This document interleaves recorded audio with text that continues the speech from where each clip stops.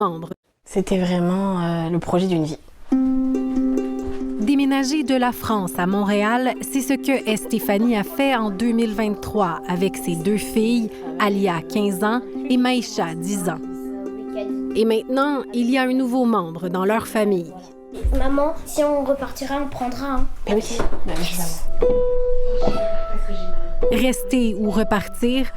Depuis le début du mois, Estéphanie ne sait plus quoi répondre. Là, elles en entendent parler à l'école, elles en entendent parler un peu partout. Donc là, ça a soulevé une vraie inquiétude. Maman, est-ce qu'on va devoir partir? Et ma réponse est, je sais pas. C'est dur. Ouais, c'est lourd en fait. Pardon. C'est vraiment lourd. Puis l'injustice que ça représente.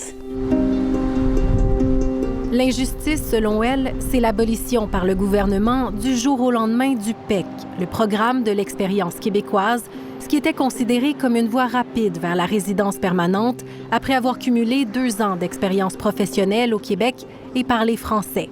Estéphanie travaille en administration à la Fondation de l'UQAM. C'est pénible parce que dans la vraie vie, moi je suis soutenue par mes collègues, je suis soutenue par les rencontres que j'ai fait ici des Québécois. J'ai travaillé dur pour bâtir mon immigration ici, pour la réussir. Pour m'intégrer. Coccinelle. Une intégration réussie aussi pour ses filles. En fait, je me sens trop bien ici pour devoir repartir encore. Puis c'est vraiment dommage. Ça te fait quoi comme émotion quand tu penses à ça? Ça me rend triste.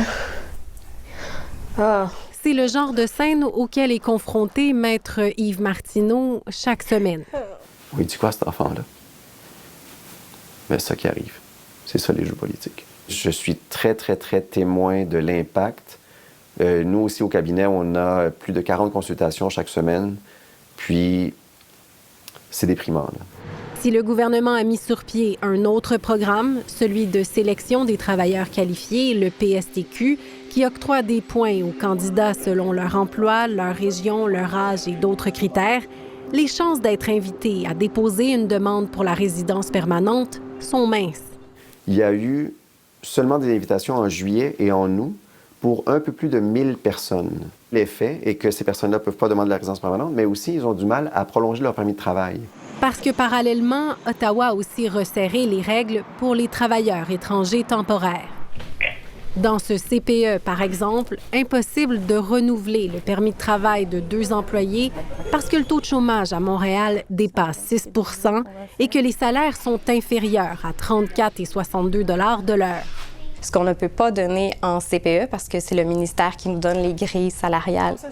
Marie-France s'apprête à perdre sa cuisinière, Alexandra, et Maura, une éducatrice qualifiée qu'elle a fait venir de France il y a presque 2 ans.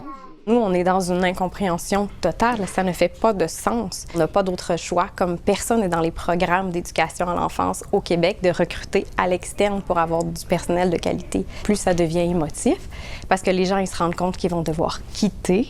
Puis là, ça nous amène dans des situations... Ça vous touche? Mais oui. Pour cet avocat, revoir les règles en immigration, c'est une chose, mais c'est le manque de prévisibilité qu'il dénonce. Plusieurs de ces missions de recrutement ont été subventionnés, appuyés d'une façon ou d'une autre par le gouvernement du Québec. C'est pour ça qu'il y a une grande frustration. Moi, je suis avocat, puis je le sais qu'immigrer, c'est un privilège, c'est pas un droit. Est-ce qu'on le dit, ça, à la personne, lorsqu'elle est partie de Bogota, de Mexico, de Paris? Alors, c'est ça, le gouvernement... Et c'est pour cette raison que lui aussi, comme des milliers de personnes, demande une clause de droit acquis pour ceux et celles déjà ici.